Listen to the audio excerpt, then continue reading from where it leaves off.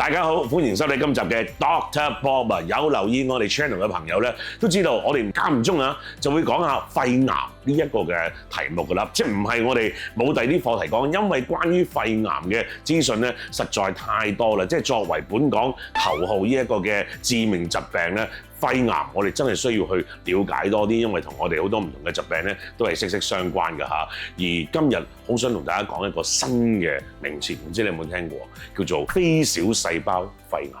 全新醫療健康資訊頻道 Dr. Bob。Doctor 梗係唔係講緊我啦，每一集都會有我阿 Bob 去邀請唔同嘅醫生朋友，去同大家分享下呢個健康啦、醫療啦嘅資訊俾大家㗎。關注我哋呢個頻道，一定要 CLSS 啊 ，comment、like、share 同埋 subscribe。張醫生，乜肺癌係有分唔同嘅種類嘅啫咩？我以為得一種嘅啫。當然唔同啦，有唔同嘅肺癌好多種嘅。大致上咧分小細胞同埋非小細胞。小細胞係佔嘅比例係少嘅，不同地方有唔同嘅 statistics 啦，介乎10至到20%，好少會超過20%，大部分係10%。非小細胞係大部分嘅，咁所以有90%到係非小細胞。而非小細胞亦都再分類嘅，咁可以話分3大類別咧。肺腺癌咧，佢係主要類別，佔咗所有嘅非小細胞肺癌裏邊大概80%。咁呢啲肺腺癌咧，佢有個特性咧，就係比較年輕啦，特別係多女性啦，而係特別多係非吸煙者嘅，尤其是女性咧，有60%至70%咧係有個驅動性基因病變，係可以考慮利用一啲對付呢啲病變、呢啲基因病變嘅標靶藥咧，去醫治佢哋嘅晚期嘅肺癌。咁第二類別咧，可以話咧就係一啲就係鱗狀癌。鱗狀癌即係魚鱗咁解，即係輕顯微鏡睇好似魚鱗咁嘅排列出嚟嘅。咁呢啲嘅癌症嘅特性咧，就係影響男性多過女性好多啦。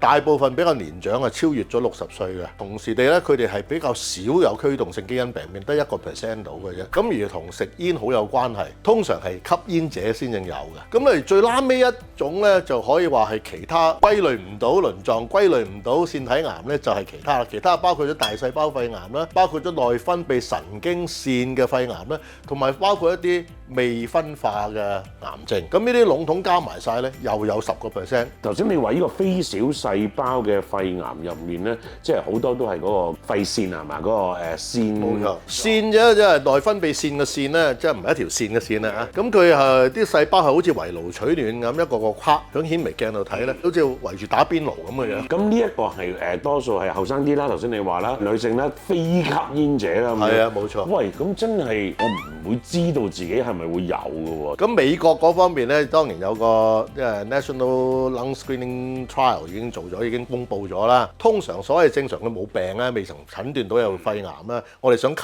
早診斷咁解咧。咁就利用一啲所謂連續3年嘅斷層 CT， 唔使打顯影劑，比較連續3年每年做一次嘅普通肺片。咁當然啦 CT 係優勝過肺片咧，可以早咗發現早期嘅更多早期嘅肺癌根治嘅機會，當然係優勝。但係點樣選病人先？佢本身冇病嘅，係咯，正常人口嘅。通常嚟講咧，揀啲係大過50歲啦，又超越唔到75歲啊。咁佢又食煙有20包 pack year， 咁呢啲係煙民嚟㗎嘛，就未行戒煙，就算戒咗煙都係10年。即係以內嘅，或者15年以內嘅，呢啲就叫做高危群組嚟做篩選。咁但係如果我哋香港嘅腺體癌，而家暫時未有一個篩選嘅標準嘅做法。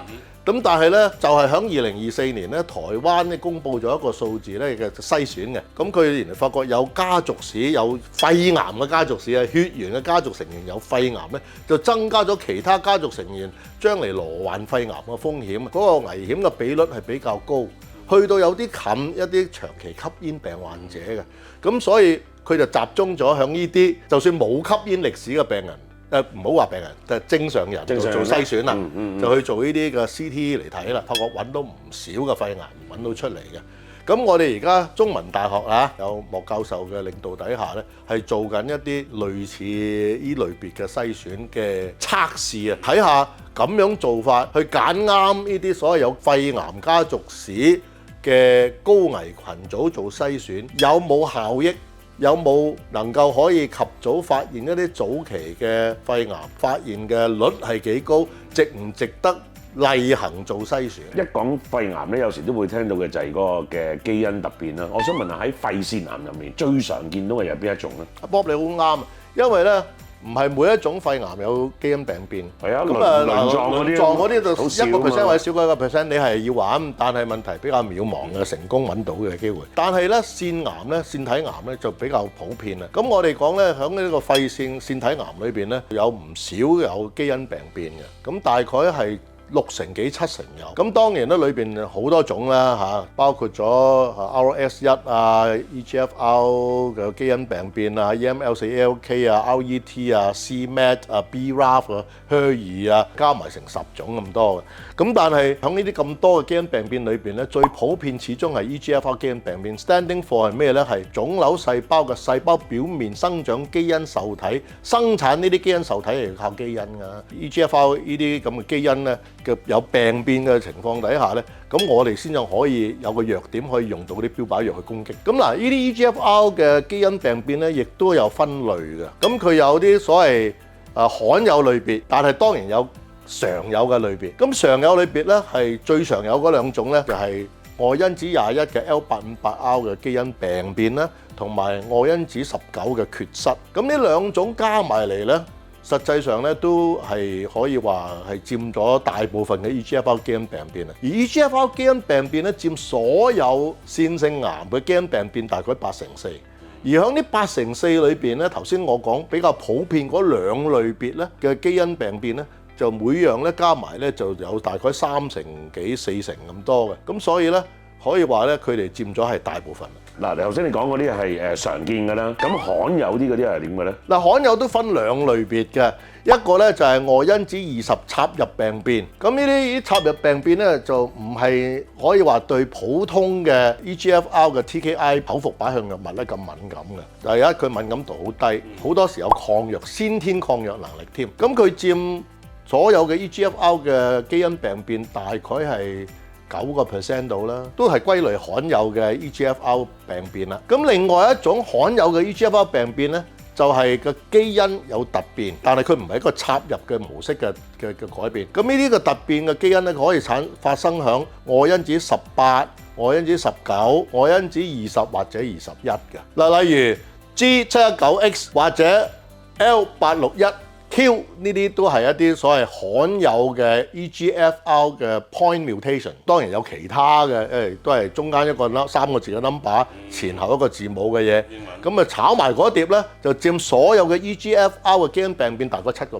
講咗好多啲基因突變啊、基因病變呢啲，揾到呢一樣嘢，其實對呢個病人有啲咩幫助咧？好緊要㗎，響早期咧，如果我哋揾到呢啲嘅基因病變咧，起碼有兩類別，一個就 EGFR 類別啦，一個咧就 EML4ALK 類別咧，呢兩種咧都有一個相對嘅標靶藥可以做輔助治療，增加根治率、存活率。咁啊後期即係已經嚟到已經擴散，或者開頭係早期而後嚟變咗後期嘅，已經有遠端擴散嘅第4期、復發4期嘅。咁如果嗰個腫瘤細胞係被驗定有呢啲嘅驅動性基因病變，我哋就可以針對性用標靶藥。頭先講咧有10個類別嘅驅動性基因病變，咁暫時嚟講咧，起碼有8類別咧係可以第一戰線嘅用驅動性嘅基因病變，針對嗰啲基因病變嚟用標靶藥物。咁而另外兩種咧係有針對性嘅標靶藥，但係咧暫時嘅科學證據咧係後線或者第二線或更後嘅戰線先正用藥，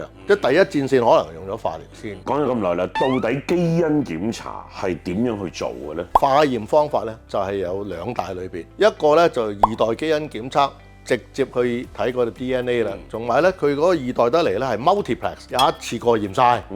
有好多已經係有 FDA 嘅認可嘅平台咧可以測試嘅。咁另外一個方法咧就針對性、個別性啦，佢唔係話一系列全部一齊驗嘅。咁或者有個層次，你懷疑佢乜咁咪驗乜。咁呢啲個情況底下咧，佢嘅 return time 或者個 turnaround time 咧，通常嚟講咧就睇下佢用邊種嘅 PCR 嘅方法啦。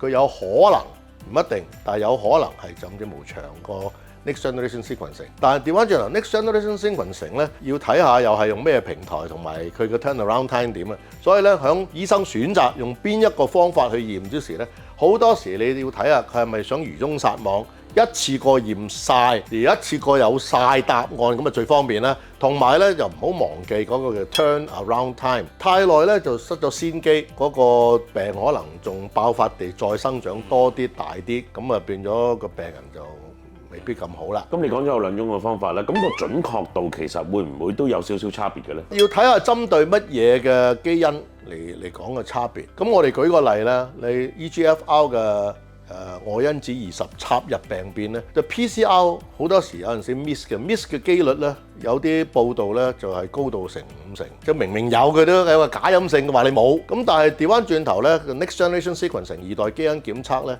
就比較準確嘅，佢準確度通常有90%幾嘅。明白晒嗱。即係聽完阿張醫生咁講咧，都知道啦。即係而家醫學好進步㗎啦，唔同嘅腫瘤、唔同嘅問題咧，都會有唔同嘅治療方法啦。總言之，及早求醫咧就係最重要嘅。係啊，最緊要你哋同你嘅主診醫生緊密溝通，先至可以最有效抗癌。多謝晒你啊！多謝你，Bob。唔該晒張醫生。